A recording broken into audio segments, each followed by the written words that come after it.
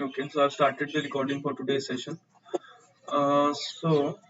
Before starting today's session, so agenda of this call or the scope of this call, scope of today's call, right? It will be first to go through.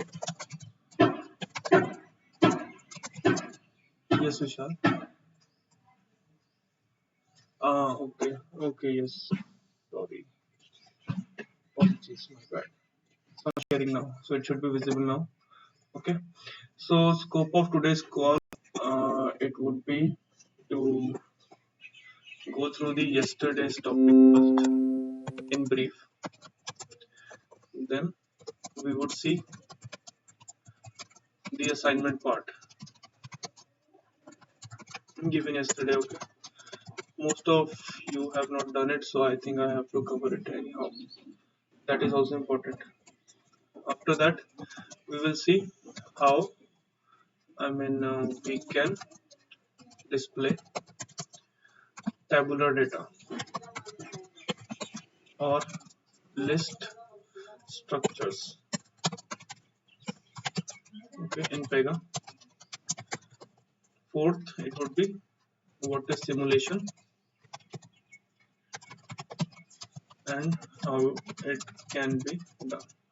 Okay, so this would be the today's call, and most of the part still revolves around how to display the data properly on the UI. Okay, so this is very important actually. Displaying the data in Pega, you most of the time manipulate data. Okay, getting data from the sources, then doing some manipulation, putting it on UI, making it read only, putting some logic, validations. So everything revolves around data itself. Okay, and when it comes to displaying the data, right? So one case would be you send the customer ID, you get the customer record, single record, right? So you're displaying the customer record. Second would be, let's say, display uh, all employees with their salary. So this is a tabular structure. Okay, so in most of the cases these two are the scenario where we have to display the data, right? It would be either a single data or it would be in a tabular structure or hierarchical manner. That also comes under part of kind of tabular, right? But in most of the cases it will be either singular or tabular. Okay, so today we will see both with an example how that can be done. Okay, so first of all, reiterating yesterday's topic, right? So I would not go into detail. So what is a data page? First of all, data page is the on-demand declarative rule. Whenever you reference it, Pega will see what is the source for the data page, and accordingly it will populate some data on the data page, and it will put on the clipboard memory or Pega memory basically. Okay, and when the same data page is referenced and it has a proper scope, okay, Pega will not go and source the data again. It will directly reference from the Pega memory, clipboard memory, and it will provide the data. Okay, now data pages could be of single, or you can say it could be of page structure, and it could be of list structure. So page structure is basically a single page. Okay, single page data.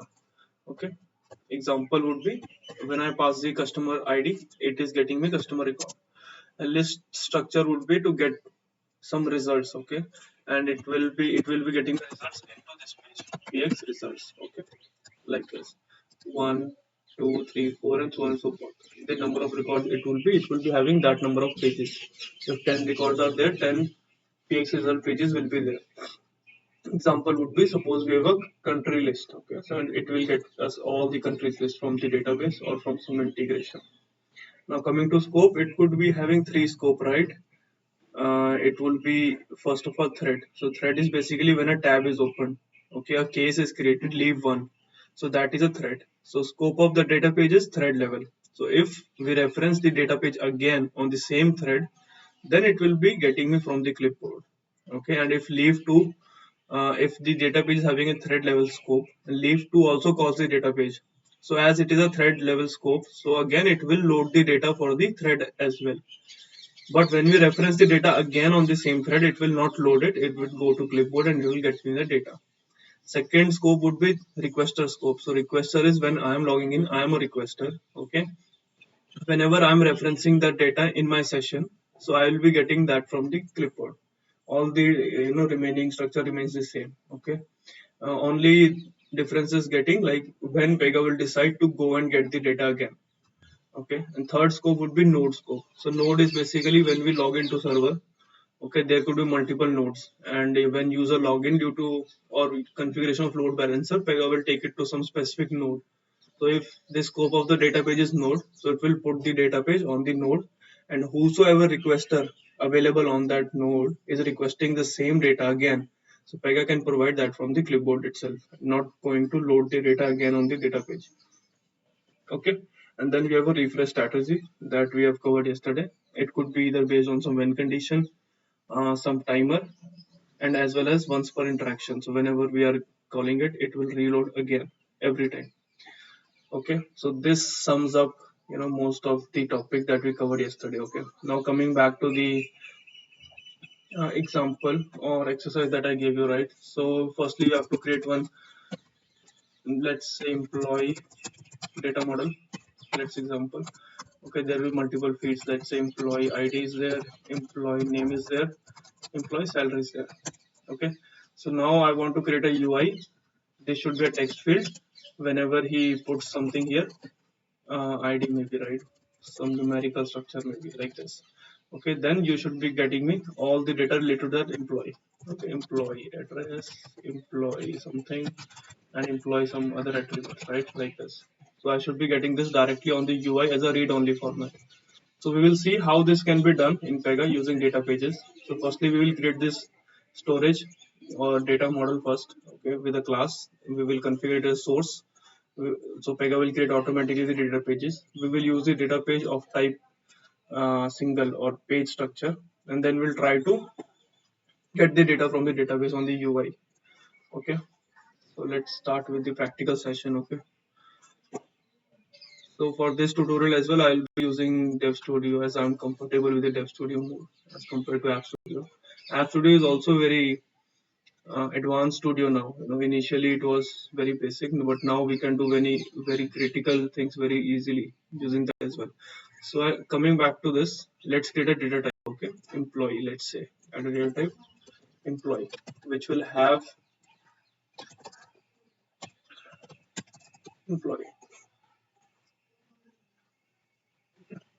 So this is nothing new. Everyone should be aware of what is the data type, what is a class, data class, everything, right?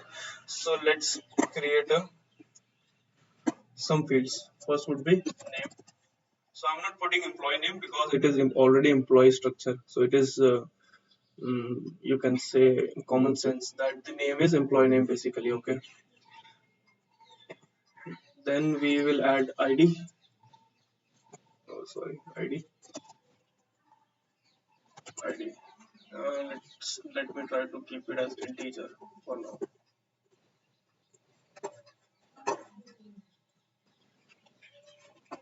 Okay. Let's keep salary as well. Sorry for the salary. It could be decimal. Okay. Always decimal. Could win points, or we could take currency as well. Anyhow, salary. Let's say designation. Designation. What else could be?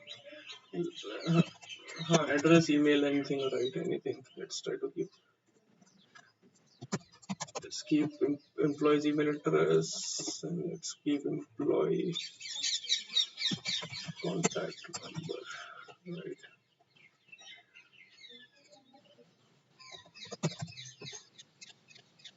We can use phone as well, integer as well, whatever we need. So let's try to keep it basic, and this is fine, right?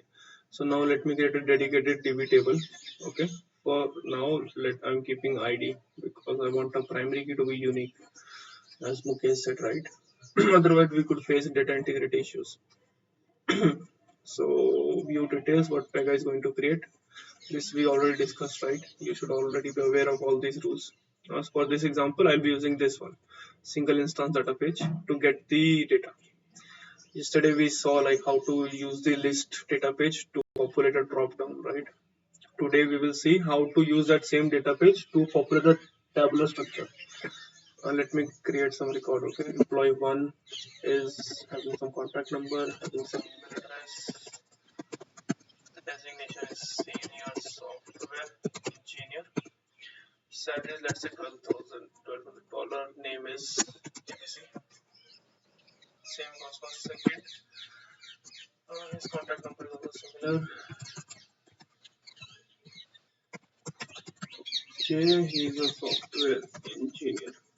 His salary is, let's say, $500. He is XYZ. Okay, so we have this record. Just to add one more thing, if we go to settings and we click on the database information, we will get right. This is the database table we have in the backend. Correct. One more way to see like what table the current class is mapped to. So in Pega, always the classes will be mapped to DB table. Okay, just remember, like could be work class, could be data class, could be integration class, but always classes will be having mapping to backend table. Okay, so we can also click here and open the class record. Okay, and then coming down to this class record, at the bottom we have test connection. So when you click here, you will also get the same table here as well. So this is one more way how to find out what this class is mapped to in the backend. So this is the table, it is connected to inside the data schema. Here it is connected. Okay, so I've also connected to pgadmin 4. This is the backend database personal edition is currently using. Okay, this one. Okay, so I expand this, you go to databases, you expand Postgres, then you expand the schemas, and then you expand the data. Okay, then you go for the tables. Okay, here you will find the table. Okay, there are a lot many tables. So directly, let's say tools, query tool. Okay, so this is I think most of you guys have worked on some sort of SQL commands. Okay, so this is a basic command to see if we have data. Select star. I missed the from, right, from this table. Okay, this is the command. So let's see like if there is data or not in the backend. Okay, so we will highlight this. We will say run the command. So see in the backend, I can see right the record I entered. It is also getting populated in the backend. Okay, so if you get the access to DB, you can also do all sort of manipulation. If I update this here, right, with the update command or alter command, I update this column name. So it will also reflect here as well in Pega as well. Okay, so suppose I updated this column with this email address to be some specific mandeep@crochet.com, and I come here, I refresh this section, I will get the refresh updated data, because Pega is nothing but it is also referencing this data table or in the backend table, right, to get the data. It is also manipulating the same thing. Okay, if you want to have more control, or you there could be something that you want to configure at database level, then it could also be done. Okay, Pega will be connected to some DB always, every time. Okay, every installation will be having database connection for sure, 100%. Okay, now let's coming back to resources. So we have this employee data page rule. Okay, it is of type page and it is using lookup. So lookup is nothing but if I pass the primary key, it will get me the appropriate data. If I pass 1, it will get me this record. If I pass 2, it will get me this record. This we already discussed yesterday. Correct. So now let's try to use this data page, okay, to get the data. So if we go to user portal,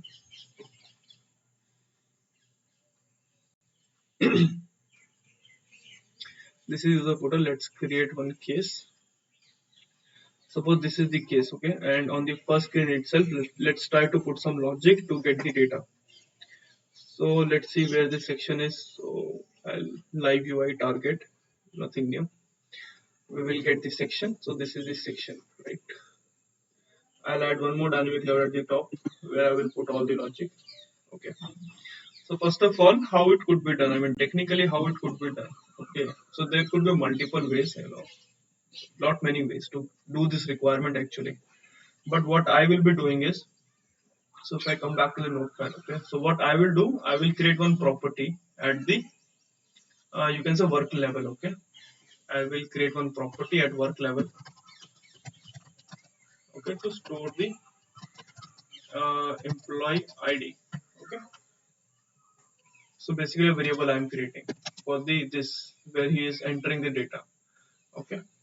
Then when he enters the data, then after that either we can put a button to perform the logic, or we can directly on change of that property we can configure the settings. And then after that I will call one clear transform, okay, to get the appropriate data, okay. And then I will perform a refresh on the UI so that we get the most recent data here, okay. Correct, right? So first of all, uh, let us create one property which will map this thing at work level. Okay, so I'll click app. I will click this leave approval because this is what I'm using. Create data model property. Okay. Of, so this is employee details. Let's say this is branch. So if you're using branch, you can use branch. Otherwise, normal rule set. Okay. So let's change it to single page. This we already discussed, right? If we want to use the data model at work level, we have to do this. Correct, correct. This is one of the ways. We can also do multiple ways, but this is the most appropriate way of doing it. Okay. So let's create it. So we have one property of type page. This we can use to store the data. Okay. So first of all, let's try to put one data input.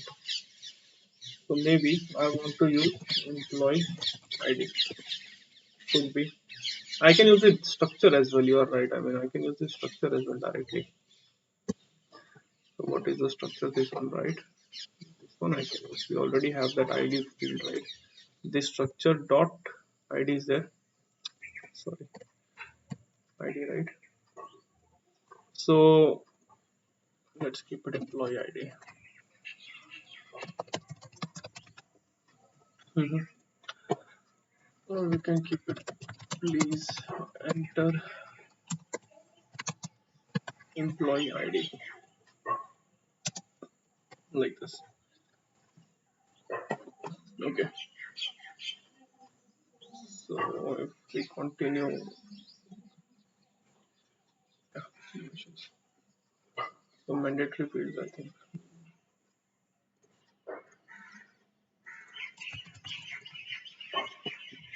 Okay.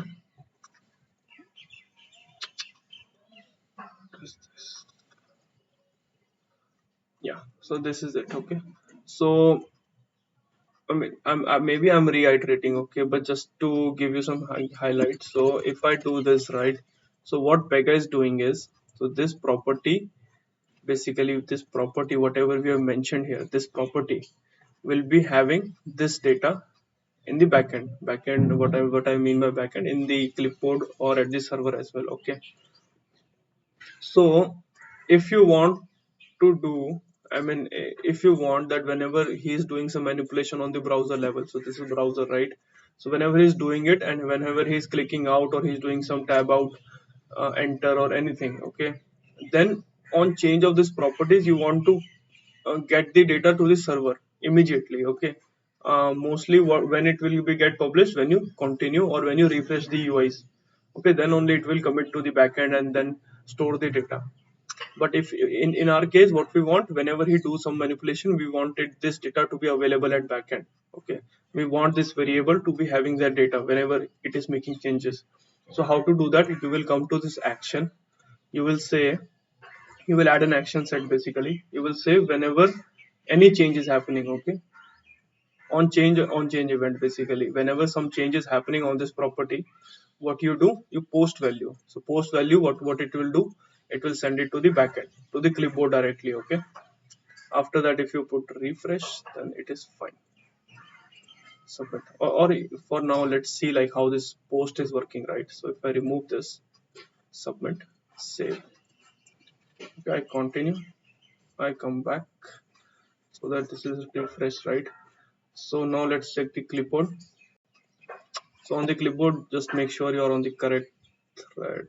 What is this? Cosmos.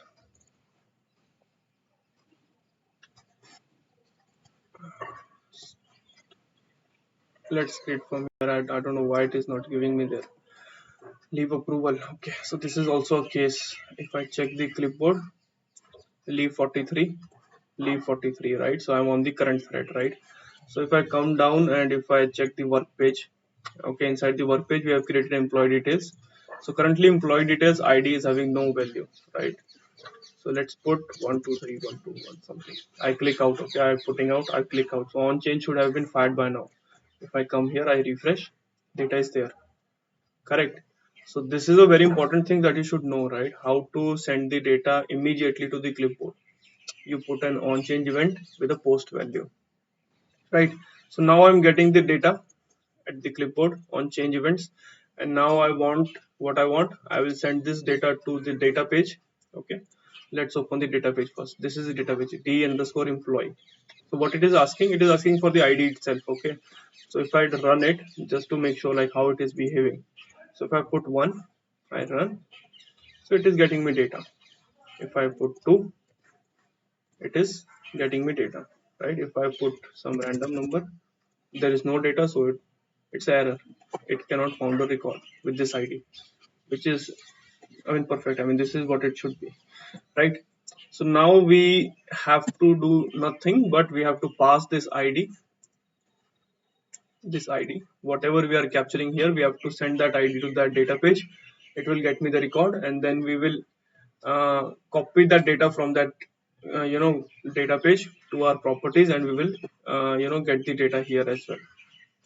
Okay, so now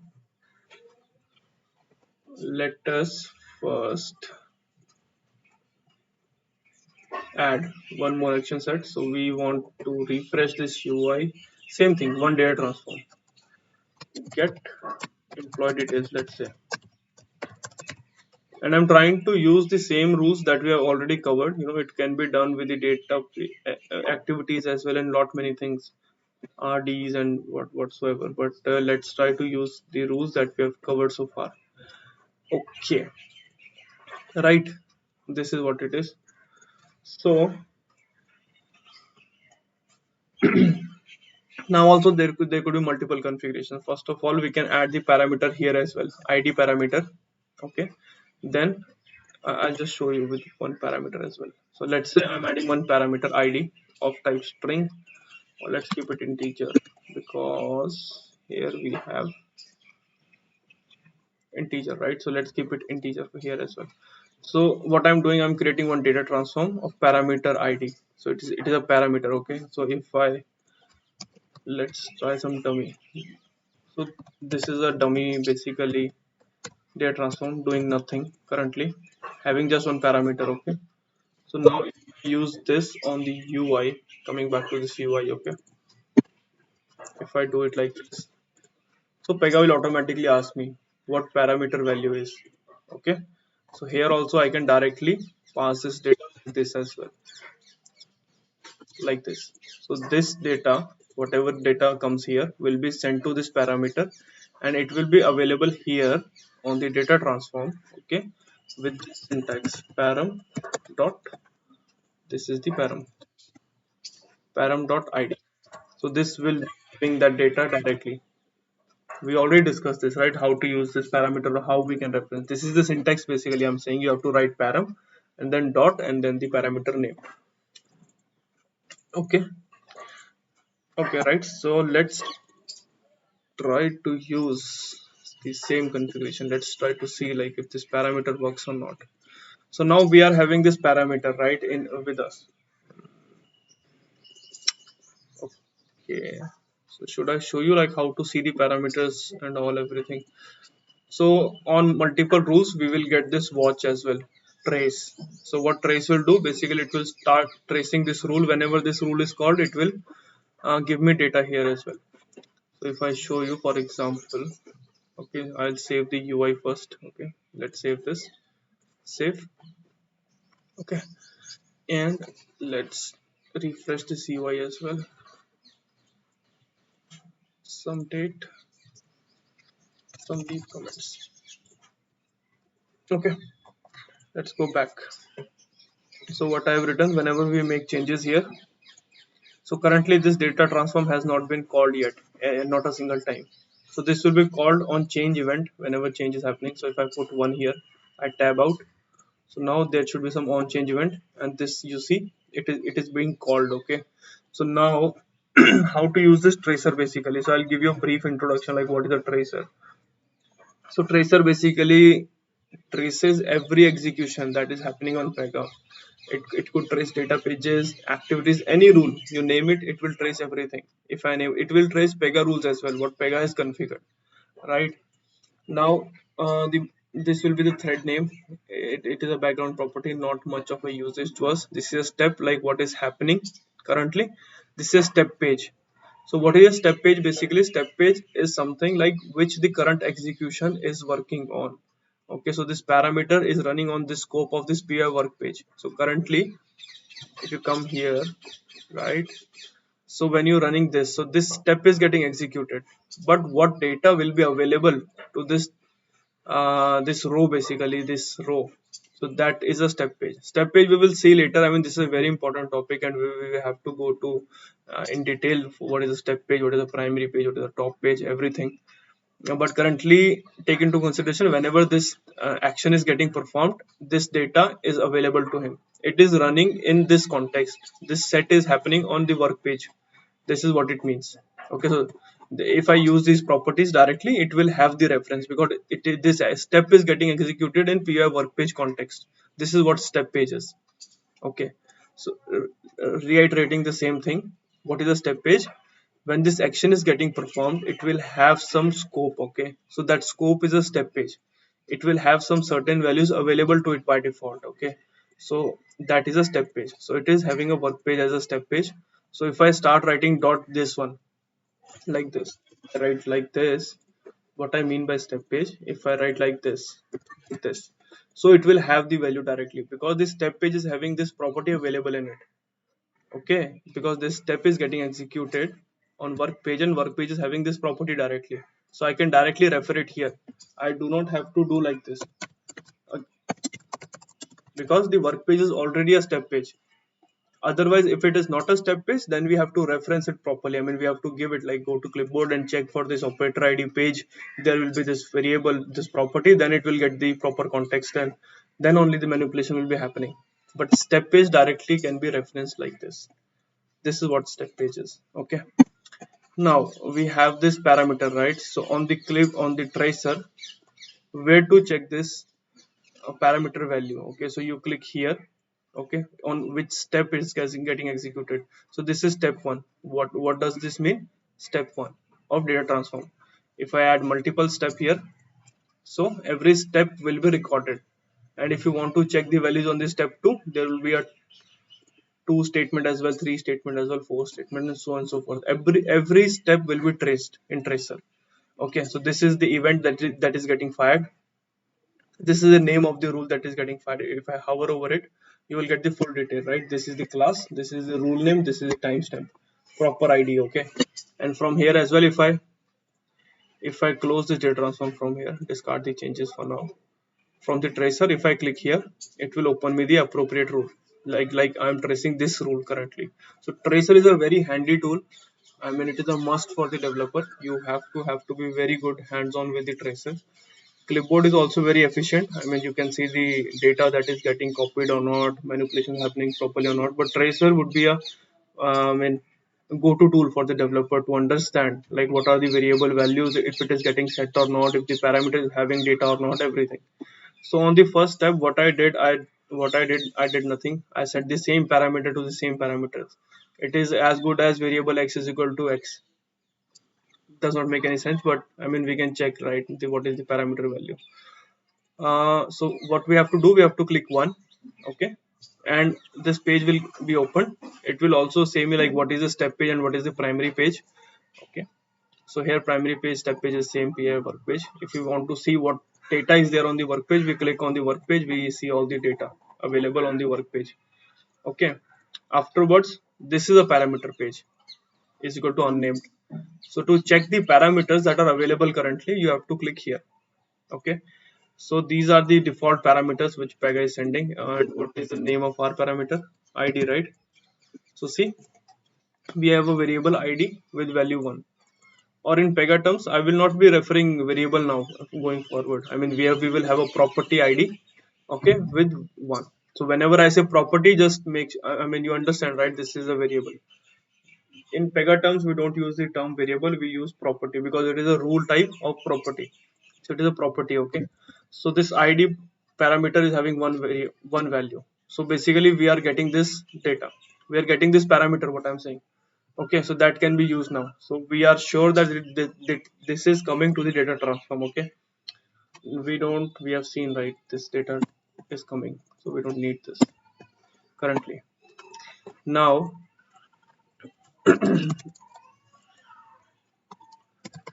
get the employee records, okay.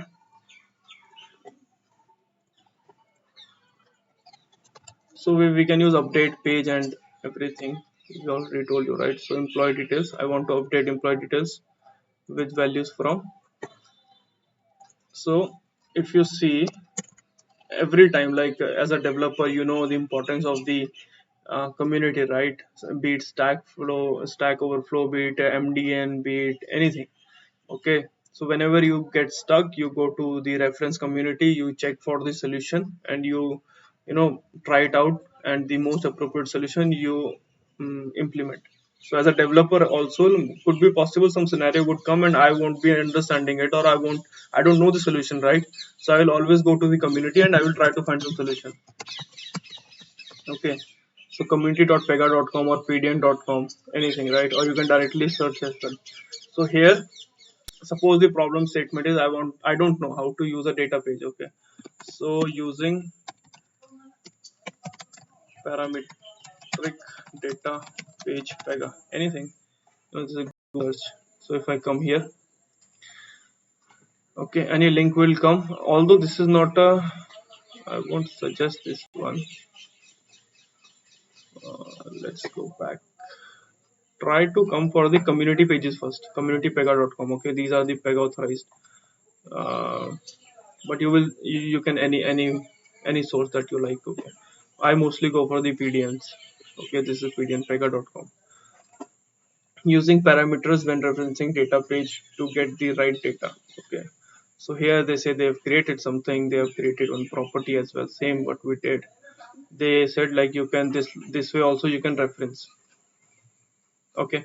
So what it said, what they're saying, when you create this setting, they said one way to do it, when you created this single page.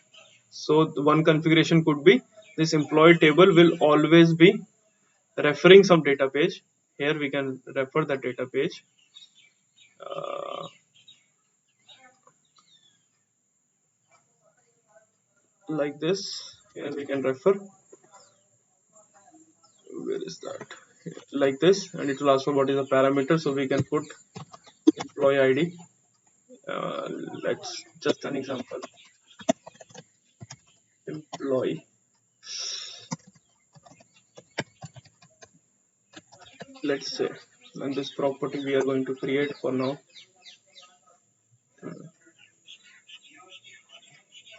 What is this?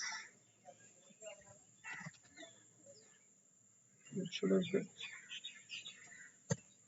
Hmm.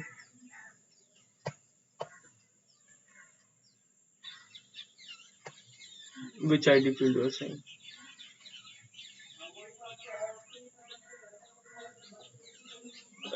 This is how you configured it. Okay, so what are you saying? What should I put here?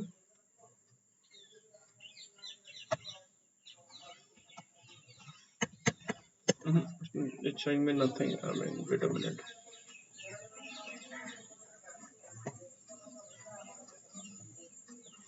Down arrow. So it is showing me 1 2. Okay, dot. You said dot, right? Still 1 2.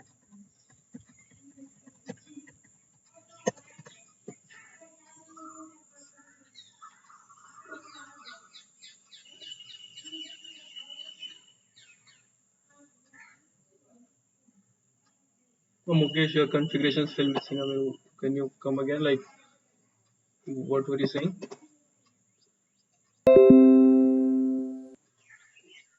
Okay. one way would be you can directly, basically create one property, create data model, let's say property of,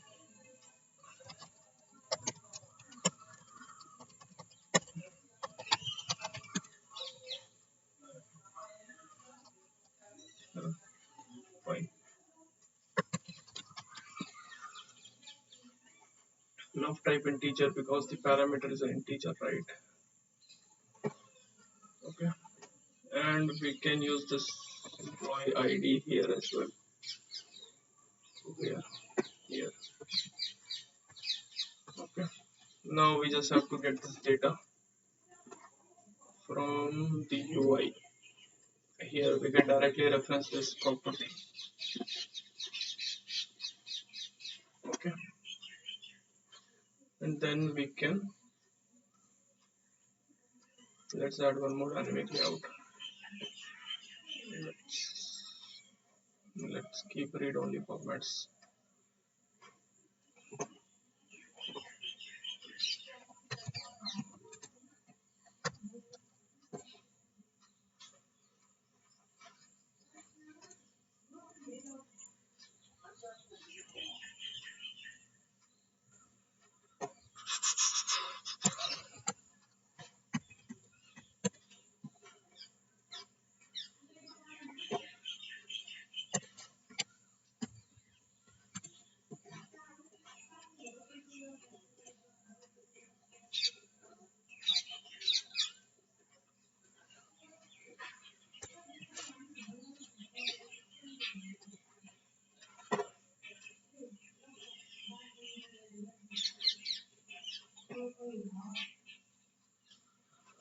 Okay, so I've made some changes. Let's see if this configuration works or not. Okay, just make sure that everything is saved and okay.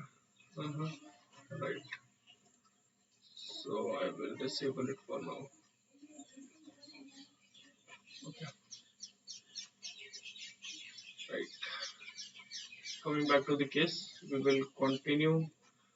We will come back. It will be refreshed, right? Now let's enter employee ID to be 2. We tab out.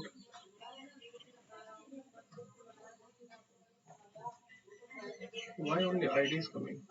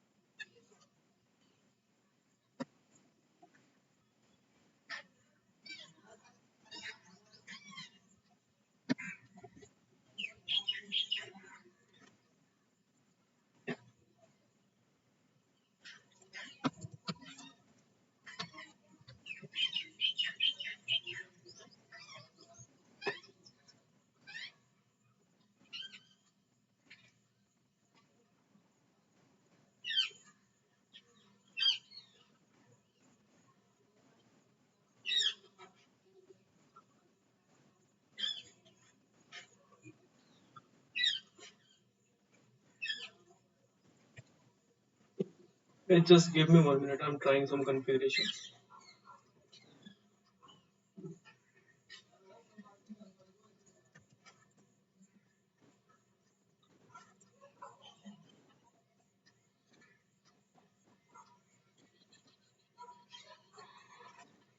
I don't know. I'm missing something actually. I was trying to do it, but anyhow, it is working for now. Okay. So I'll tell you like what I've done for now. What I was trying, it is not happening. I have to go and check like what is happening. It might take some time for debugging. So let me reiterate. So what I did. Okay. So I'll open the section, right. So what we did here. Okay. First of all, we created one variable employee ID or property. Basically property employee ID property at work level. Okay, so basically we created one variable at work level of type integer. Okay, and we are just taking it as an input from the user. Okay, the user is giving us input. Whenever user is giving us input, what we are doing, we are just sending it to clipboard, backend memory, and just refreshing this section. Okay, and at the bottom, what we did from this structure, we have this option embed section. Okay, so we use this one to embed section here. Okay, inside that what we said, embed this section using a data page. So we use this data page. So this data page required one parameter, right? Only then it will be able to get the employee details. So we pass the same employee ID what we used here. Okay, so we are using this property and we are sending it here to this data page. Okay, and now whenever you do this sort of configuration, go to data page.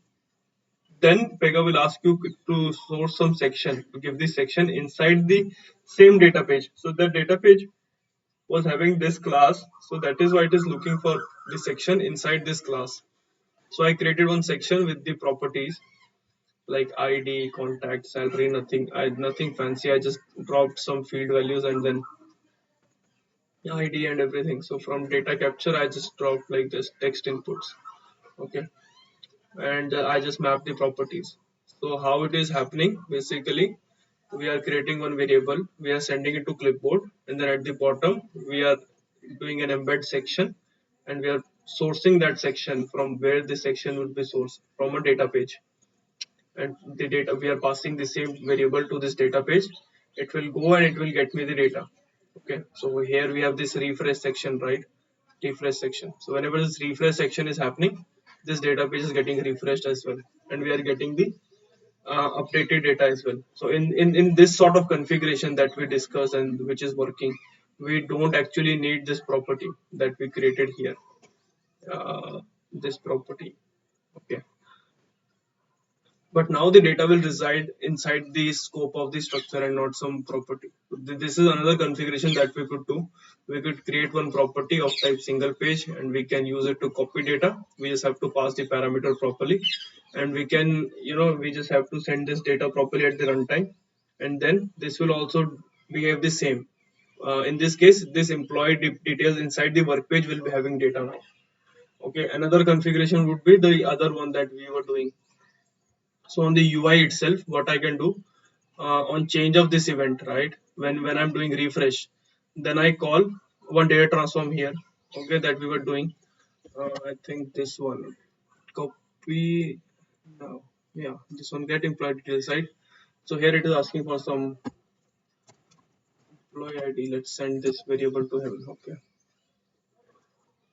submit. So this would be another configuration.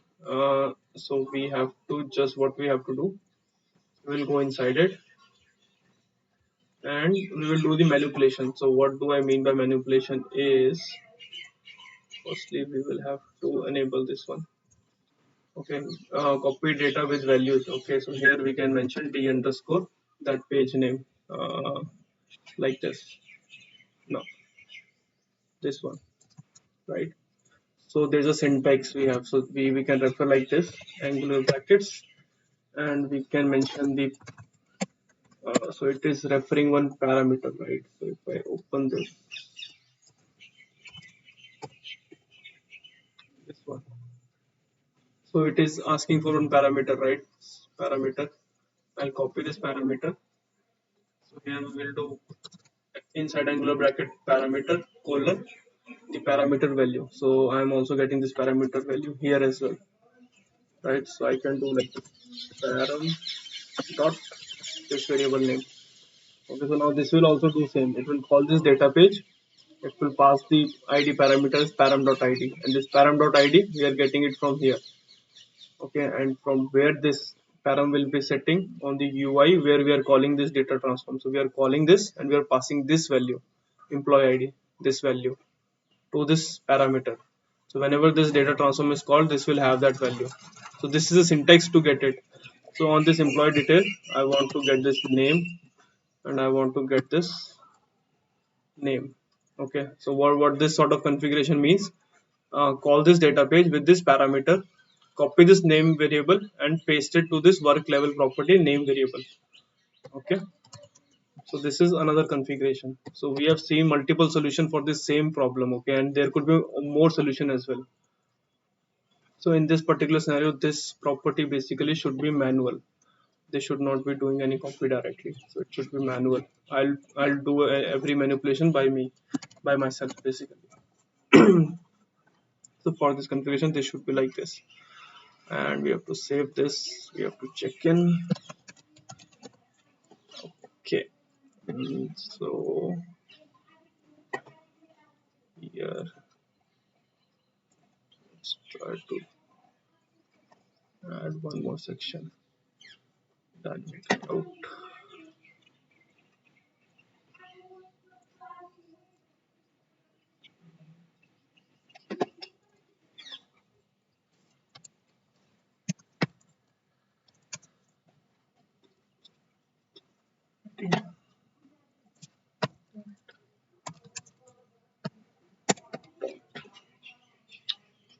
Whatever I'm pasting. Name I'm copying.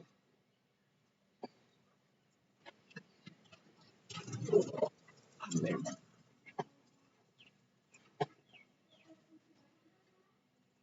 Let's keep a header.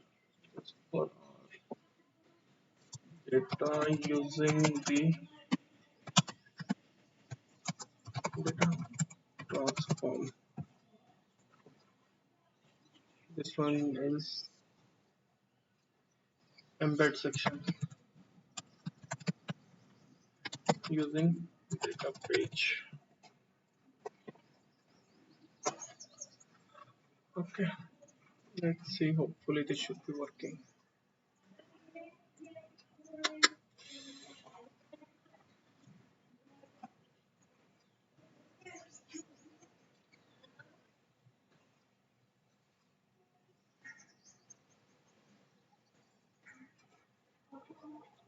So this lecture could be some bit lengthy. It's fine for everyone, right? Okay.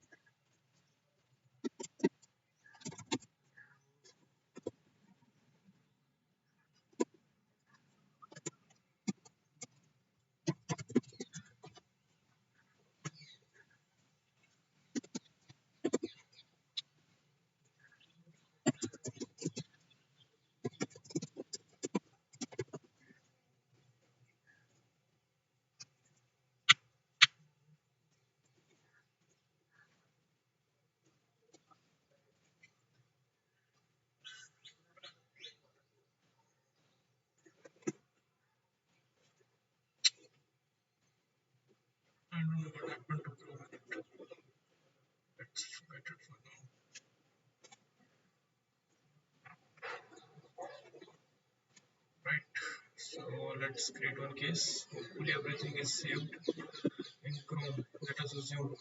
Okay, we'll put one. So see, now that configuration is also working. Data transform one.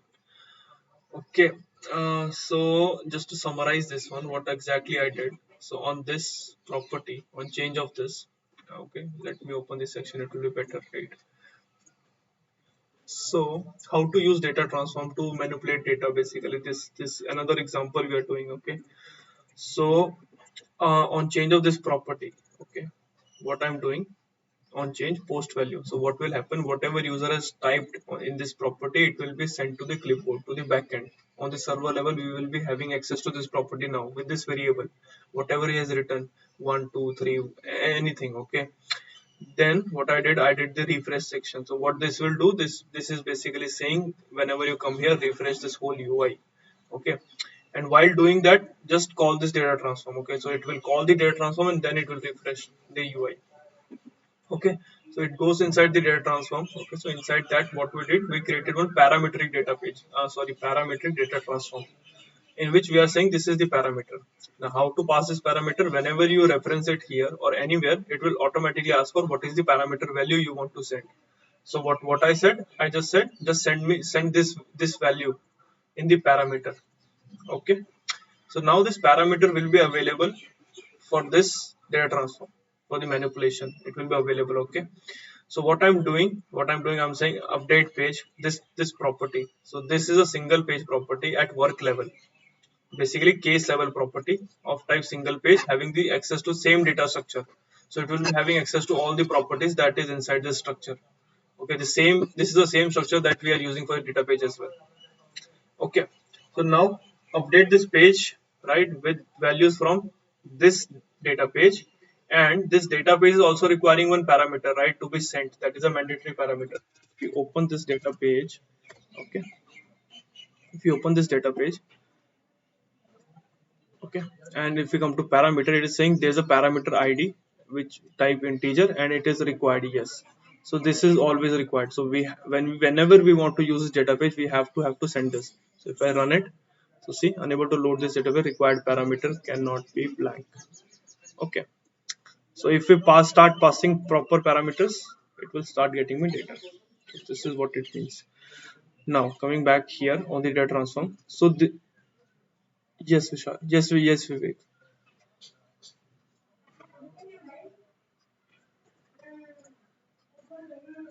Yes. So yes. This is nothing but backend manipulation. Okay. So if you want to copy correct. That is absolutely fine. Could be possible you want to keep some some account number, some reference number in the backend that you don't want to show to the UI. I mean, for example, this ID itself, right? ID we never show to the customer. But generally we show the name and everything, right? Name. Hmm. So we have mentioned, right. So we have mentioned. So what I was coming to that part only. So when this data transform will be executed, right. So this is, I think, very clear. I mean, very easy, in very easy terms. I'm telling you, everyone actually. So this data page. So these properties, this name will be copied to this variable. So this is a variable on available on the data page. It will be copied to one variable which is available on the work page, right. So basically, this structure will be having data now. Whenever this data transform will be executed, and if it's executed properly, then this structure will be having data, correct. After that, what will happen, this refresh will be executed, correct. After this data transform, refresh will be executed, refresh this section, right. So this UI will be reloaded. Okay, and on the UI, I have kept here, if you come data using this data transform. So I have referenced the same properties which are present at the work level, employee detail.id, and here as well employee details dot name. So if it is changed in the backend, which we are doing using the data transform, then when it refreshes, it will basically have the most recent data from the clipboard. Okay, so this is simple. If I don't, as per a question, if I don't want to show the id, just remove the id from the UI. So now it will refresh the section, but there is, we are not displaying the id, so it won't be displayed, but in the backend it will go because of the data transform. Okay, if we want to copy more data, then we can keep more data as well, and it will copy everything, right? So this is clear, right? So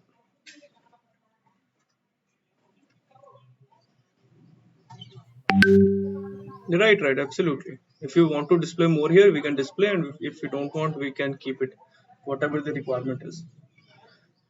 Okay, and this was the other configuration where we use the database directly here, directly on the embedded section, and we pass the parameter directly to this data page, and it will show me. Now these properties which is which are we are using here, the main difference lies in it will be in the this structure, and this will be the variable directly dot id. So this dot id is basically from this structure, data structure, and not inside the employee tables, you can say. Sorry, work inside the work. So just to give you a brief more about it, 47, right? So if we directly start using the data pages, right, to display the UI, so what it will do, I think that is a thread level, right? So see, one data page is created with ID one, where ID is passes one. So this is the data it fetch me, and we are directly using this one to display the data in the above configuration. This one, embed section using data page, right? But in the data transform, what will happen? It will copy the data, correct? So the scope of that property is user pages work page, because it is the work execution. We created one property employee details, and we are copying this data. So the other UI that you see, this below one, data using data transform, right? So this UI is getting displayed using this page. Understood. So I think this one is much better configuration, this below one, because what will happen if he submits the case as well, right? And in future processing, you want to display this to manager or someone, then in whatever you create inside the work page, it will be persisted. Basically, it will be here always. It will be committed to DB. But if I start referencing this database differently, then it might, if I pass two, right? So it will display two. This is also fine. I think if you want to show the read only data like this is also fine. Depends actually how you want to design. I mean, and the leads or seniors will always tell you like which approach to go for. Every implementation will be very specific, like we want to go like this, and this is how we are going to use it. Okay, but what I'm trying to tell you is there's a problem, and there could be tons of solutions. Okay, and we can configure the same solution, multiple solution for the same problem. Okay, so coming back to the topic, so we have brushed up yesterday's topic. This is done. Okay, assignment part. This assignment part is done. I have shown you multiple approaches that could be used to do the yesterday's assignment, basically to show the data using single data page. Now, how can we display data? List or tabular structure. Okay. Again, this is also can be done in terms of ways. So again, coming to the problem statement. So let us let me reiterate what is the problem statement is. Okay, what the business wants. So let's take a very basic and very clear example. Same, let's say there's a table in the backend. Let us assume this is the table. Okay, uh, employee table having some employee details.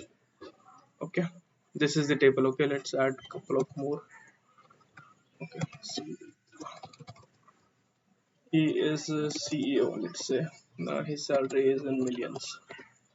He is, who is he? Uh, Anyone? Okay, now we have three records.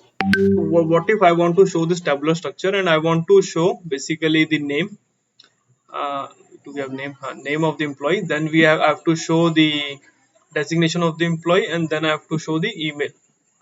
Okay, this is the requirement. I want to show a tabular structure, and I want these three: name, salary, name, designation, email address, or anything, any three columns. But I wanted to show a tabular structure. Okay, so we have not tackled tabular structure currently. We have manipulated one, or we have used the drop down to get the list, right? So what you will do, you will come to the UI part. Okay, so let us assume like here you want to show. So firstly, I'm just putting one dynamic layout just to segregate it from the others. Let me make it a header, display employee list, anything. Okay, now here, if you want to manipulate tabular structure, so we have firstly this repeating dynamic layout and one table. So these two will be used most of the time to show the tabular structure. Even table in 60% cases and 40% cases repeating dynamic layout. So the main difference would be if I iterate. So if you put table here, okay, so this is some sort of UI you will get. Okay, by default UI on the setting configuration you have to click.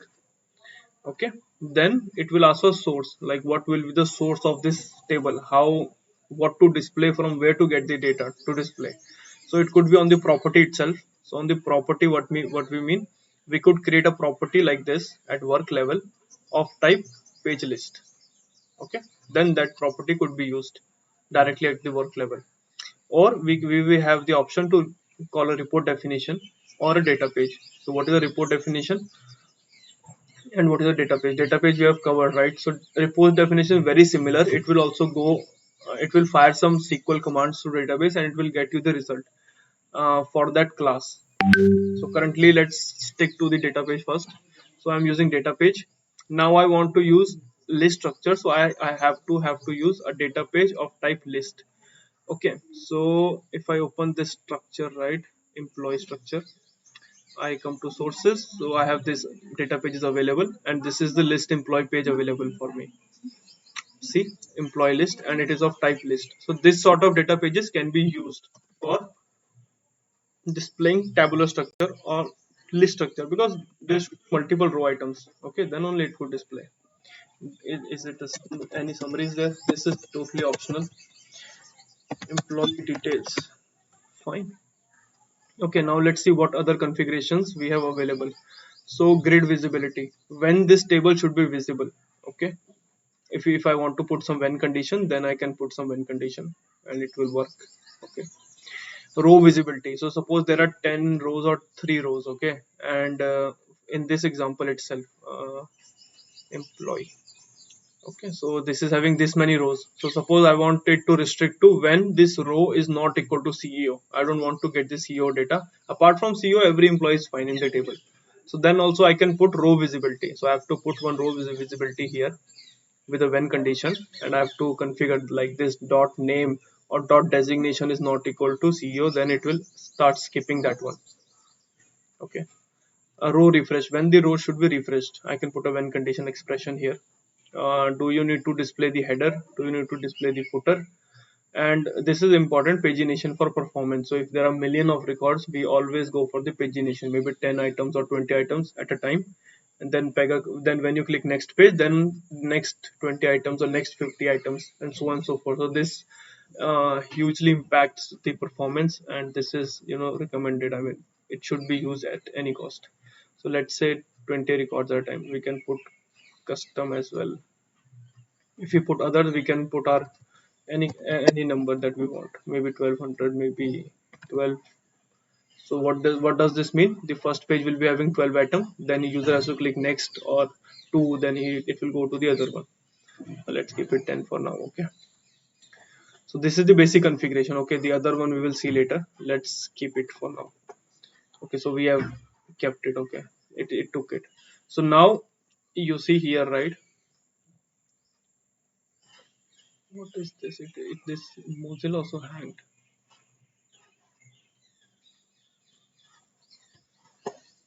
No, no, wait, it hanged actually. See, I'm not able to do anything.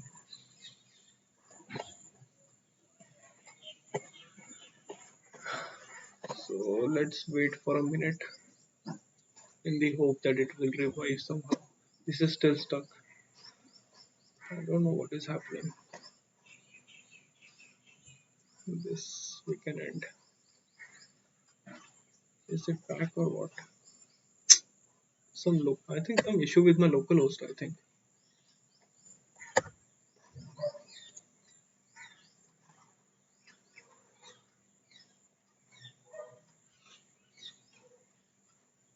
Hmm. It is occupying RAM too much. I mean, it is more at a saturation level. I think this is where it hanged. I think I should go for 16 GB systems.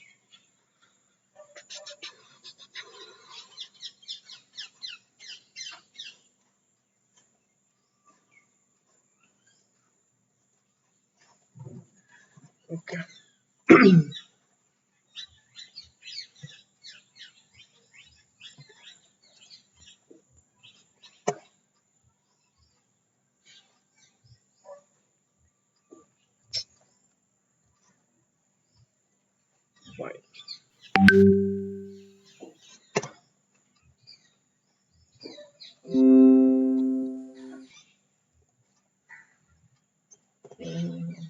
Okay, fine. Uh, Apologies for that system failure. Okay. So where were we? So we were using a table layout to display the tabular structure, right?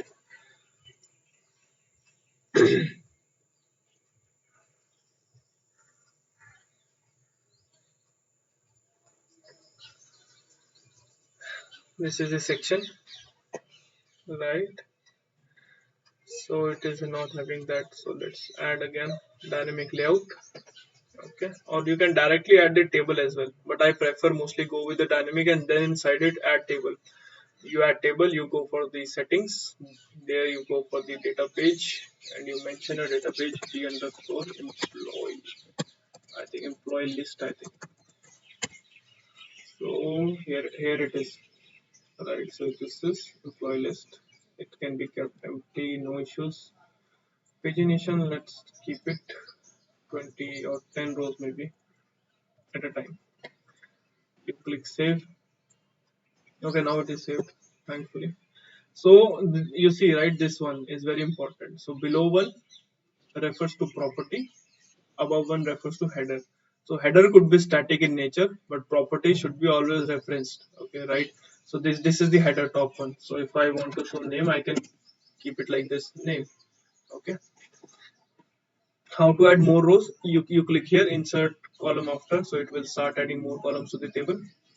Now if I want to have designation, it will have designation. If I want to have the salary as well, okay, salary.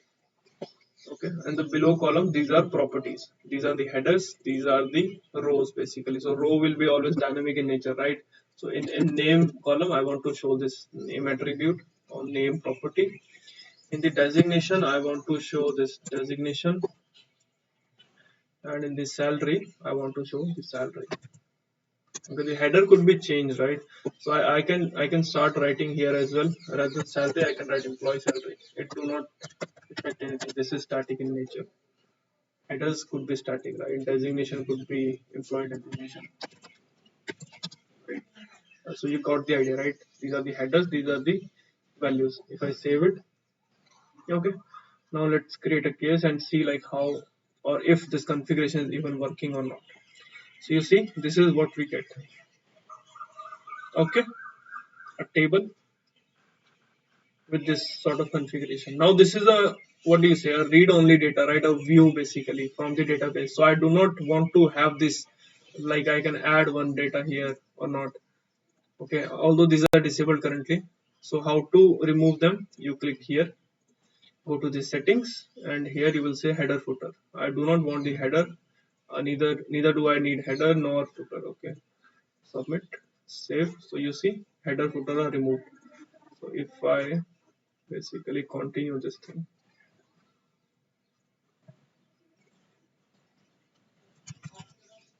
continue, and I come back, so this will be refreshed. So see, now the add button is not there, the footer is also not there. Okay, so this is one configuration, available configuration. Okay, now let's suppose another example. uh, in that case, we don't want to display tabular structure, but we want to capture tabular structure. It could be cart value. Let's say he user is adding items to the cart. Item one, maybe pencil, 10 rupees. Okay. Item two, maybe sharpener, 5 rupees. Item three, bicycle, 2000 rupees. Like this. So this is also a requirement where we need to capture data, but in a tabular fashion. Okay. So that will also remain very same. Okay. But you need one basically property to get that. So I'll add one more here, dynamic layout. Inside that I am adding table. Okay, so I want these buttons now because user will be able to add and delete. Okay, so for this example, I'm using the same property that we have already created. Okay, I'm not creating a new one. Employee details. So, oh no, no, no, no, no, no. It is of type page, right? So that won't work. Okay, so let me do one thing. Let me save as this employee details list, or I would say capture employees details. Let's say do not use branch for now. Okay, so it is it created single page, not required. Let me create it from here itself. Okay, app, right click, create data model, then you create property. Let me keep the name same. I want to keep it same. I want to define this is fine. So as I said, right, so table will always be needing a list type of structure. So it cannot work on the single page. It will always work on page list or page group, these sort of properties. But the page list can also refer the same model as well. Okay, this data model. Now what this mean? Every page will be having this uh, structure. If I create px result 1, the having will be having this structure, px result 2, px result 3. Every page inside this property, okay, will be having this structure, will follow this structure basically. Now I have a property at work level, okay, okay, of type list. So then now this could be used on the UIs. So here I can refer this, or if I remove it and then I put a drop down, then I'll get the, I should be getting it here. Okay, I created a work level, fine, no issues. This property, right? To enable the operations, you come here, you say inline or you say master, click row to edit. Rows are always editable. This configuration you have to do. So row editing, it is none by default. That grid do not allow the row editing by default. So if you want to allow the editing on the grids, then you either you go for the inline, and for the inline you have, when user clicks the row, then it will be editable, or rows are always editable. These sort of master detail would be, it can also on click of row it can pop up a UI, and then you can do the manipulation and other sort of things as well. So for now let's keep inline, rows always editable for now. Let's see other configuration, I'm not touching for now. Okay, submit, save. Okay, let's go back to the UI. Okay, this is the case. I continue, I come back. Okay, now this above table, this is looking very ugly. Let's keep a header.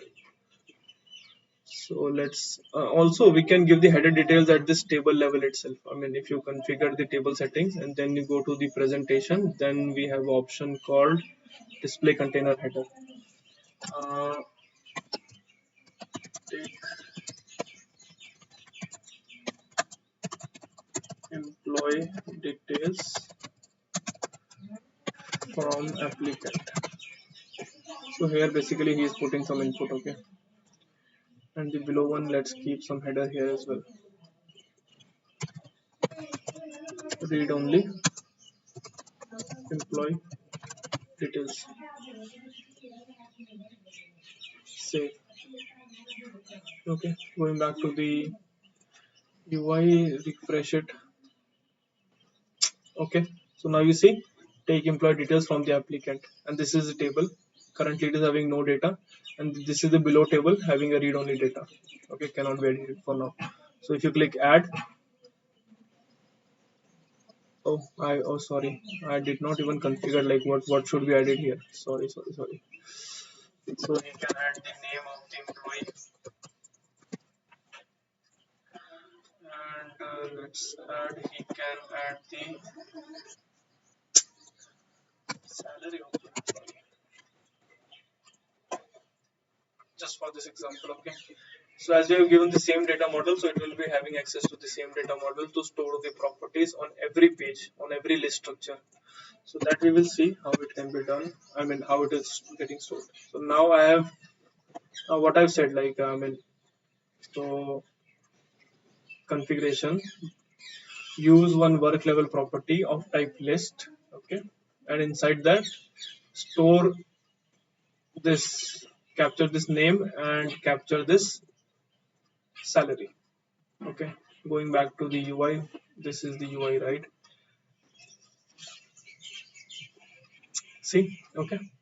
So name is, let's suppose Mandeep is there, and Mandeep's salary is this much, and there is one more Robin. So Robin is a rich guy, he's in millions, okay. Similarly, other guys as well.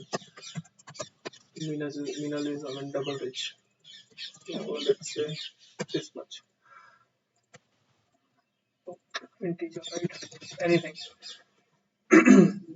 Now if I continue, because I'm not posting it to the clipboard, that is why I continued, okay, just so that Pega commits it to the DB. If I go to the clipboard now, so what we did, we created one property inside the work page, and the name of the property was capture employee details. Okay, we expand this as this is a list structure, and we entered three rows, right? So if I click on the first one, you see Mandeep, and this is the salary, and it is taking the class of the property basically that we mentioned on the property. Second, Robin with its salary. Third, Minal with its salary. Okay, so this assignment is also complete. I mean, this topic is also complete. How to display tabular structure in Pega. Read only data from the DB we covered. Plus, we also covered how to take tabular input from the user. Okay. So simulation, should I go for it or should I do it tomorrow? Because I think it can be done. It is not a very big topic. Before going to that, I mean, if anyone is having any doubt so far, please let me know. I will try to answer. Yes,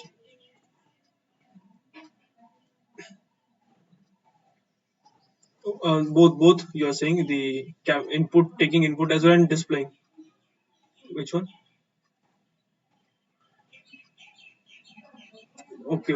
So I'll go through it again. Okay, so when we say tabular structure, okay, so there could be two scenarios. First of all, there is data present in a database table, and we have to display it. Okay, so for that we can use this sort of setting. And second could be we want to take input from the user in a tabular fashion. Could be, let's, the basic example would be card details. So when we go to Amazon, we start adding cart, right? So we start adding, I want to buy iPhone, I want to buy this, I want to buy this. So that will be very tabular structure in nature, okay? And then we calculate total. So that for that as well, we can use basically this setting. So the main highlight here is, first of all, you come to the section, okay? On the section rule, you click on the structural part, and then there is a element table. So that you have to click and drag and drop somewhere. Okay, this. So now this will be responsible. I mean, whichever configuration you want to go for. So suppose if you want to go for displaying the data, okay, then you can use these three settings. Any setting, it could be property, but the property should be of type list. Okay, page list at least, and same report definition data page. Now if it's a data page, it will check the data page, whatever data is there. Then you can start adding basically the properties of data page here directly. So suppose in our case, name property was there on the data page and salary was there on the data page. Okay, and employee designation was there on the data page. So what Pega will do, it will load the data on the data page of type list structure, and it will display you. So currently our DB is having only three rows, so it is displaying only three rows. So second configuration was, if I want to take input from the user. So to take input from the user, I want to I must have some variable, right? So I must have some property. So for that, we created one property here. What is this? Okay, here I think. So not here, on the table settings we have to go. Okay, so we created one property. This property, if I open the property, so the basic requirement would be it should be of a type list, okay, page list. Only then it can capture list, right? If it was a single page, it cannot be used. It will be a single page. So for using taking tabular input, we should have a property. Okay, I created one property at work level, but I took page list this time, not single page list. And for that as well, we have to define like if there's a multiple pages as well, what will be the structure of every page. So I took the same structure for now, employee structure. So every page in this property will be having this structure. Okay. Now coming back to the section. Okay, I mentioned it here. That's it. You click submit, and before clicking submit operation, this will be always set to none, like row editing always none. You just go for the inline and editable settings, like on click this can be done, this can be done, and this can be done. It will allow editing here. It should not be none. That's it. Okay. Then on the columns you can add like I want to capture name, I want to capture salary. You can add any number of columns here. The only condition is it should be available here on the structure. Then you can use it. Okay, that's it. And then you go to the UI, you start testing it. You will by default get this add and delete. So if I want to delete Meenal, right? So I'll click here and delete. So this row is deleted. If I want to add one more row, you click here, you add something. And okay, so if I continue, if I come back, if I go to the clipboard, so I created one variable, basically one property, right, at work level. So whatever I create at work level, it will be inside the work page. Work page, I created this one, capture employee details, and then there are multiple pages like this. It will be there. Simple, straightforward. So main catch was on this section, we should be knowing that we have to go for the structural and we have to go for the table. And on the table, accordingly, we will put data page property or report definition to source the data or to capture the data. To capture the data, mostly use property. Okay, that's it. So, any doubt now, Vivek? I mean, or I missed anything? Okay, so other guys, Meenal, is it okay? Surbi, Arman, Robin, Sumant.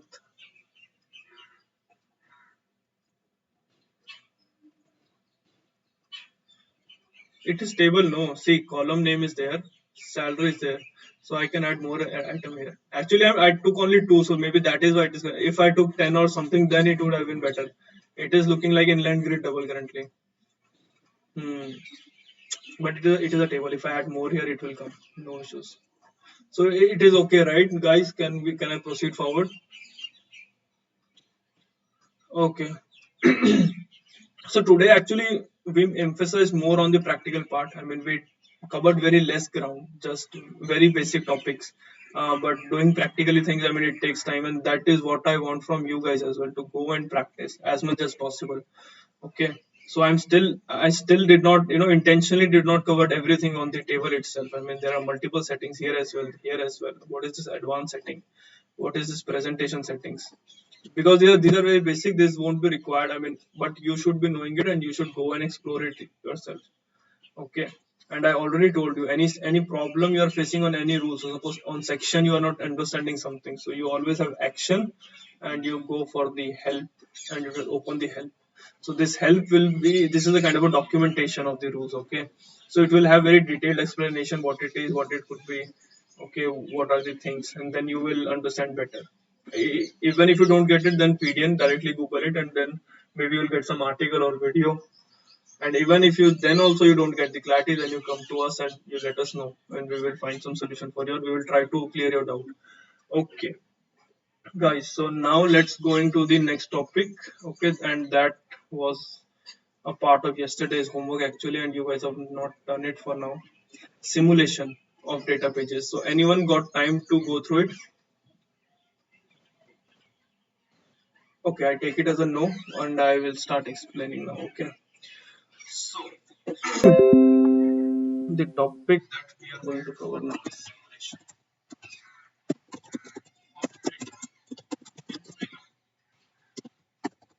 So as the name suggests, it is very straightforward. Simulation. So we are simulating something. Okay.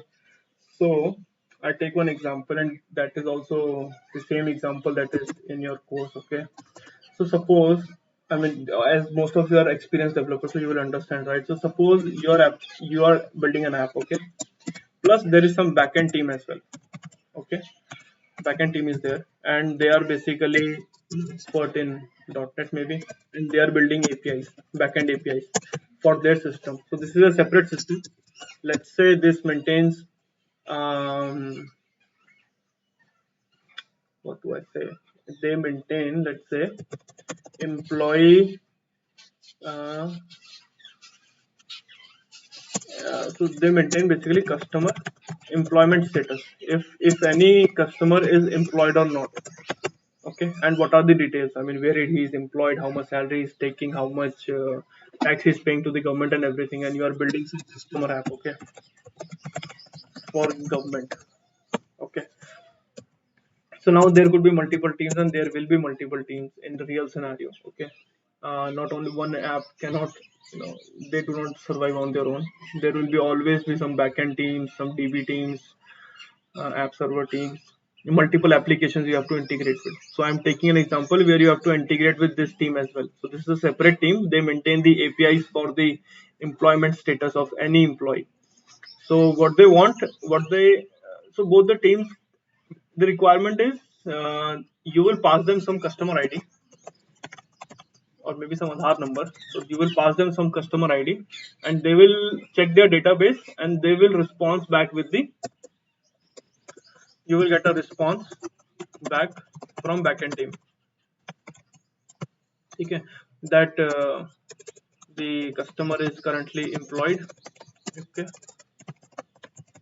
he is currently working in Virtusa, let's say.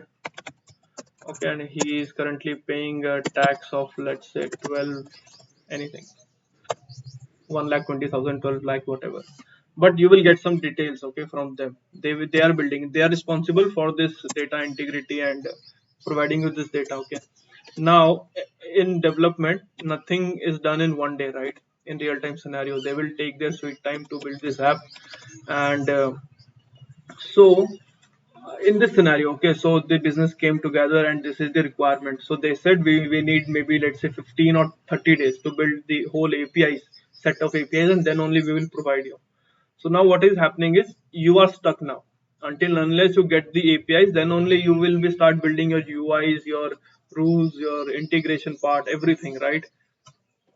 So now if there is no simulation available, then you will wait for them. They will complete their work in the APIs. They will send you API, and then you will start working. So this 30 days, there is no work getting done in your application, right? So to tackle these sort of problems, okay, Pega has provided you one option basically, which is called simulation. So what is simulation? Uh, Simulation is nothing but you will configure some rules, okay, you will call their service, you will start getting some data, and this is already agreed, right, in both the teams, that we will pass you this and you pass us these three parameters back. Already agreed, right? So you know the whole structure, like we have to send one, they will give us three, and then we will start manipulating. Okay, so what is simulation? You will configure the rules, and you will enable the simulation part. And what it will do, Pega will not call the service at real time, it will call the simulation rules. Okay, it could be data transform, it could be report, or it could be anything. And you will provide some static values maybe. Okay, so maybe you can configure 5 set of customers for now. So that rule will now consider simulation for now, and it will start getting the data for the simulation, which is obviously not the correct data. You have configured it for now. But what this will do, this will enable you to continue development and continue creating the rules, because you already know the, the, what do you say, agreement between both the teams. So you can also work continuously on your things, and they can also continuously work on their things. And whenever they are ready with their APIs, they will send you the details, and you will remove this simulation part from the rules, and you will directly connect to their systems, and everything will work because you have already considered everything into simulation. Okay, so now we will consider one example, we will see it, and how this can be done, or what it is. Not a very big thing, just, but you got the overview, right, from an example, like what simulation is basically, why it is there, everyone. Okay. Okay. Fine. I assume no one is sleeping, right? Okay. Okay. Okay. Okay. Fine.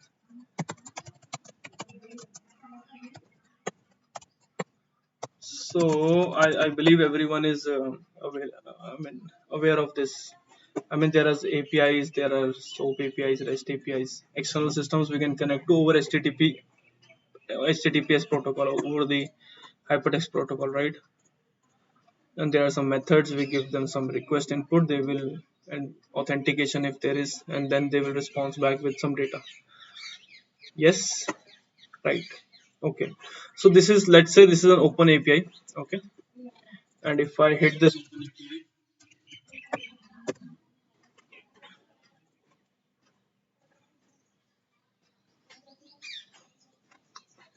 I don't know why my browser is getting hanged.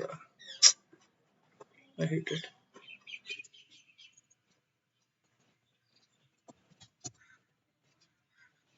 If I hit the open API, it is getting me the results basically. Okay. And it is providing me the list of the countries currently present in the world, basically the whole world. Okay. So mostly we will use integration in Pega most of the times. So to summarize first, like what I'm going to do. So I will create one integration first. Okay. Okay. Then we will assume that this integration is not even there. We will simulate the data. Okay. Let's see, like from an example, like how this can be done. So we have this API. Okay. So in Pega, the power of Pega is you can do much complex thing, which are, which are not complex in nature, but they take time in development in other technologies, or in core languages at least. Okay. They have created their own set of rules, own set of coding, and you get out of the box very powerful controls that you can just simply configure, and Pega will automatically handle everything. So to create one integration, this, I think it will come later in your course, but you should know it. So you click configure, you click integration, then you click connector, and you click REST integration, because this is basically a REST API. I know this is a REST API. Okay.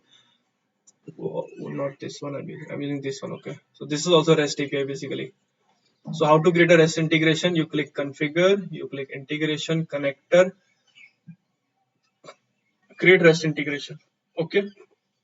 Now what name I want to keep? So let's say this is, I'm taking zone for now. Let's say I want to capture all these zones. Okay. Now this is the most important field. What will be the endpoint URL we are going to hit and get the data from? Okay. So currently I know, like if you read this documentation, like if any authentication is there or not. So I want to get the list of all the drop downs. I mean all the countries for now. So I'll call this service using this endpoint URL. This is where we can give anything that we like. Okay. If there are headers, if there are query string parameters are there, you want to add more components, you can add. You click next. Okay. Now what will be the name of the resource? So I want to keep same. Let's say zone. Okay. So this is a get method. So I mean, do you know what is get, post, put, delete, and everything, right? Fine, fine. So just to give highlight, I mean, get is basically you give them a, you want to get some read only list. Okay, you select star from this. Let's suppose post is something that should be hidden and it should become as a payload. Okay, and you want to get some data. Put is something you want to update it. Patch is also very similar to put, and delete is you want to delete something. So these are the by default standard methods available in REST. We will cover this thing everything in detail later. That is why I'm just giving a high level overview. So this is a get method. Okay, for now I know this thing. I mean, I've read this documentation first. On the third data model. So Pega is saying what will be the data model, how you want to get it. Okay. So when I say send a get request, Pega is sending a get request. Pega is getting me some response. So you see, it got me some response in real time. Okay, it hit the URL, it get me the response. Submit. So we have a one run view, right? So if I say next, so this is the integration layer where you want to create. Okay, this is the data layer. the data model that Pega will use to store this data using the integration. I'm keeping everything default for now. We because we will have to go in deep for every this single point. This is very important. Okay. Because currently we are covering the topic simulation, so integration I'm just going high level. Okay. So Pega is basically creating the rules now. Okay. All the integration rules that are required. It will take couple of minutes basically. Okay. So it basically created data source. It created one data page as well. This is the data page. We can open it. And if we are not happy with the integration, we can always just click the undo generation. All the rules Pega created will be removed from Pega platform, from your application basically. So very powerful wizard actually. So now I have this d underscore zone data page. Okay. Pega created me and Pega created it in his own rule set for some reasons. Okay. Everything Pega configured. So if you see here data sources, so it automatically said like it is an integration. Connector is basically an integration. Connect to this external system called zone and send data and get data basically. So if I run this slash run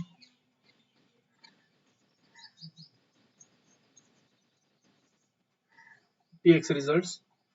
So in the px results, see I'm getting all the countries. So if I open the 100th country, it is getting the Rome. If I open 122, oh, this is capital. There should be a name Kazakhstan, right? Correct. Yes, yes, yes. I mean, whatever it is. I mean, so now I can use this d underscore zone. Let's say I want to use this in a drop down.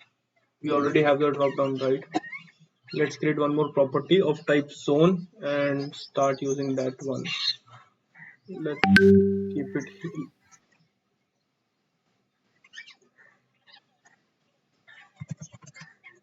No, no, no, no, no, no, no. See, zone is something that I have given the name, so it is very specific to me. Although it is a service in my terms, I will say it a service because I have given it a name. But the real service is this is rest countries.eu rest v2 or uh, yes, yes, this is the API. So we are connecting one. We have just created one rule, connect rule, REST service. So this is basically calling this API and getting data. Okay. But you see, I mean, how fast it is. I just clicked a couple of buttons and all the integration is automatically done. This data page is already there now, and I can directly use it on the UI to get the data. In real time, it will call the API and get me data. Okay. So let's say like on the address, we have address field right here. Capture address. Capture address. I want to add one drop down here zone. Let's say. Let's open this UI. Okay. I'm just putting mute. Okay, everyone on mute. Yeah. So here let's add one drop down. So I'm copying this already created drop down, and I want to use the variable called zone. Nothing fancy. Okay. So just creating it for now. Okay. I'm not creating a data model directly on the work layer. Dot zone. It should be at not branch. Zone text, which is fine. I created a variable. Okay, so now how this zone will be populated, we already know. We have a configuration how it will get the data. So data page, but I want to use which data page? This data page. Mhm. Coming back to the UI, I will just say use this data page. And on the data page itself, if I go which property actually I want to use, so if I open any data set, actually the country name is here, dot name, right? So I have to say dot name. Okay. For display, I'm also using name. I'm for backend property mapping. I'm keeping name for now. Let's say. Okay. So let's keep it zone integration. Zone service to get the country list. Fine. Let's go back to the UI back and coming back here just to refresh the UI. Now we have this drop down, right? So if I click here, you see all this data. So this is actually in real time calling an API, getting you this all the list of the countries, and we have even more data present at the clipboard. We have the capital, we have the region, we have population, we have everything. Okay, so we can use any sort of manipulation or any sort of display if you want to say. So this is actually the power of Pega platform, right? So very complex thing can be done in matter of minutes. You just need to know how to configure things, and API integrations, GMS integrations, DB integrations, anything can be done in matter of minutes. Very fast development can be done. Okay, if we start building it in a any platform, Java platform, it will take I think more than 5-10 minutes for sure. Okay, so now coming back to our topic. Okay, so this is how we have seen one calling one integration and creating one data page out of it. Out of the box it is created. I mean automatically created. I did nothing new from my side. Okay. So coming back to this data page. Okay, so let us assume this is what they have agreed upon. The system has agreed upon that we will provide you this list. But currently they have just given us this structure that this would be the structure. There will be a property called dot name that we will send the data of the country name. Okay, and you have to keep that in mind that there you have to create one property dot name and you have to get the data from there. Apologies for this.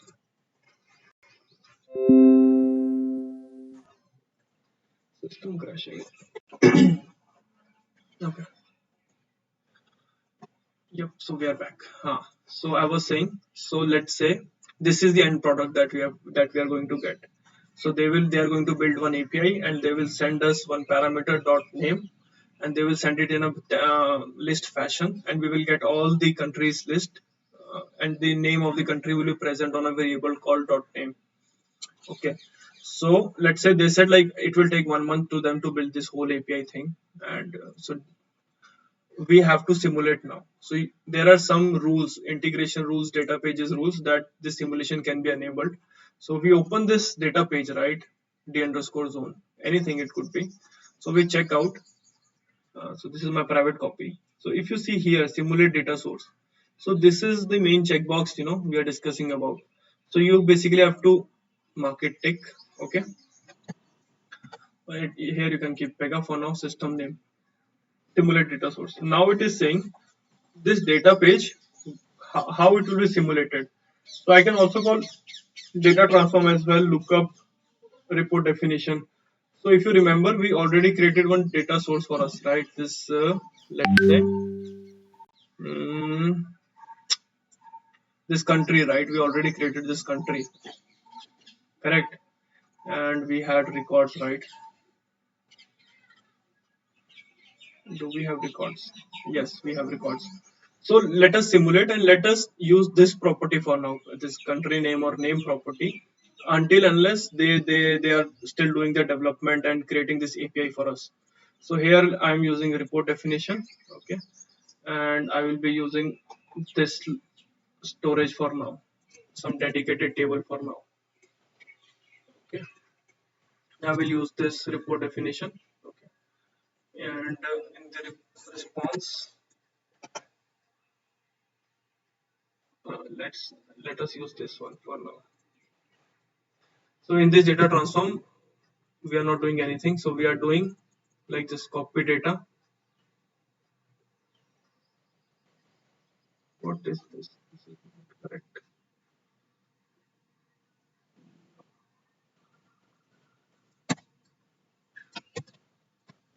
Simulate data source or simulate zone service. That would be better than zone service. Okay, clipboard, no branch. Perfect. Okay, so appended map to for each page in.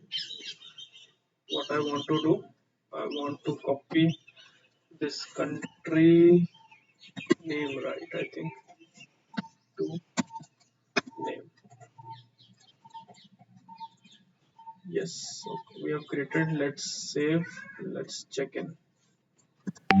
Work in progress for now. Let's try to run this.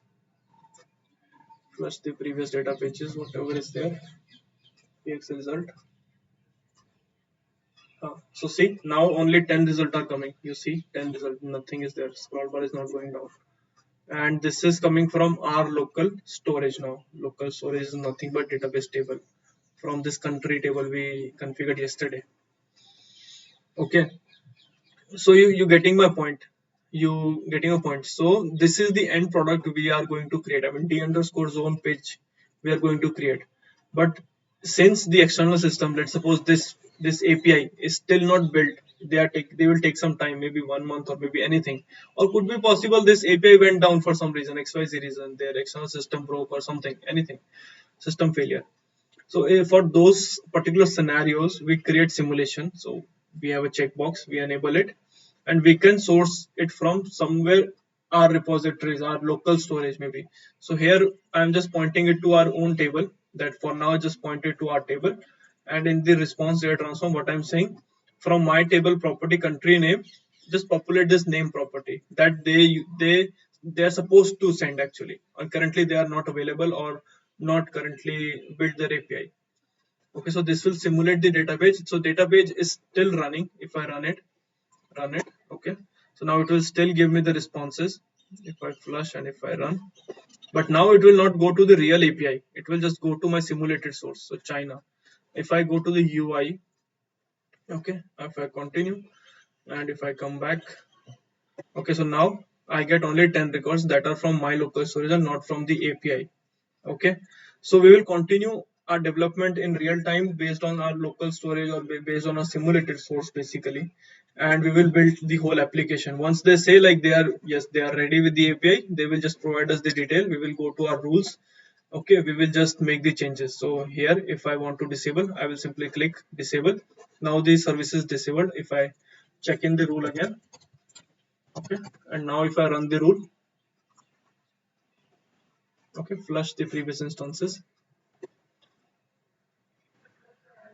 calling the API, and here we have multiple data on the same UI screen. Now you see as the API is available. If I just refresh the screen, right, going forward and coming back, now you see it is a real data from the API. So this is a very important key feature, you can say, or at least you should know it. I mean, I don't know if you will get a chance to work on simulations or not, but very interesting concept and very handy. Okay. So any doubt in simulation or the topic is clear? Because I don't think in the course you will get this example, but I tried my best to tell you with a real example like what is simulation, how it could be done. A particular scenario I cannot cover everything, right? So I cannot cover all these at one go. I cannot cover all these at one go, right? But I covered one particular scenario. I hope this makes it clear like what simulation is. So Vishal, Mukesh, Sumant, Vivek, Noor, Muzaffar, Meenal, Surbi. Is it clear?